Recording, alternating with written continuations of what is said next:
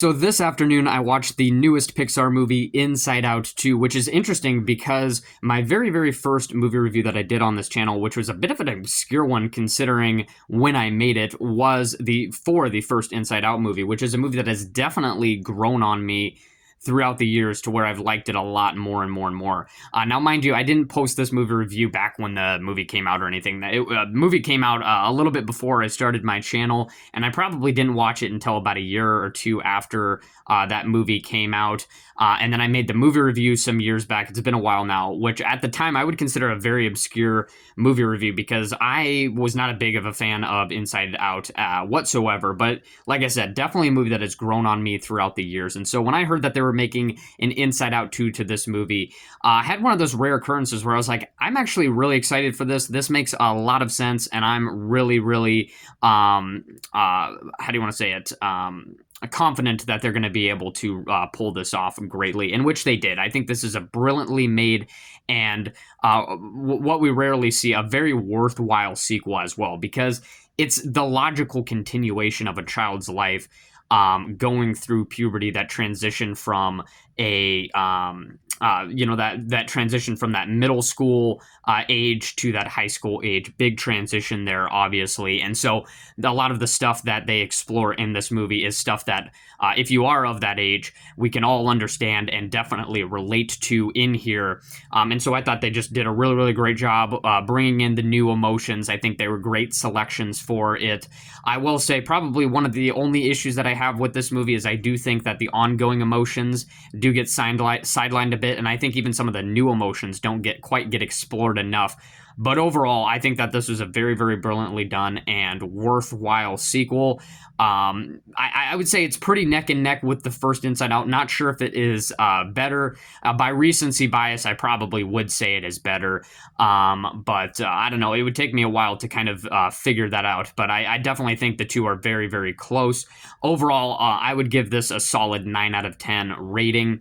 Now, I know it's been a while since I've, moving away from the conversation of this movie, I guess. I know it's been some weeks since I've done, or even really posted at all. I know it's been months now since I've done a full review. Really just trying to enjoy my summer here, just giving you guys some of this short form content, which I know some of you are not a big fan of. You want to see those full reviews and stuff like that. And honestly, if I was on time with watching some of these movies, I would definitely do full reviews, but I just thought, I'll focus on some other stuff, and when I get there, I'll just post a quick video for you guys. I know I did my May ranking, which I believe I covered Furiosa and In a Violent Nature on there, so I don't need to talk about those, but I did watch Bad Boys Ride or Die last week, which is definitely going to go down as one of the biggest surprises of the year. That movie, along with this movie, are definitely in my top 10. And Bad Boys Ride or Die, definitely one of the biggest surprises of the year. I had a ton of fun with that movie and just reminded me of how great of a year it really has been for action movies. And Bad Boys Ride or Die was definitely no exception. So I really, really enjoyed that movie. But otherwise, I really apologize for not getting any long form content out right now. Like I said, if I do happen to get on time with a certain movie, I will get a movie review out for it. But as of right now, I'm just watching movies when I can and stuff like that. And really just trying to focus on more things than just watching movies the entire summer. But obviously, I'm going to be watching a lot of them. You guys know that. There's more movies coming up here in soon. But June has kind of been a slow start for movies other than Bad Boys and Inside Out 2. A lot of mediocre horror movies that I'm just not really into.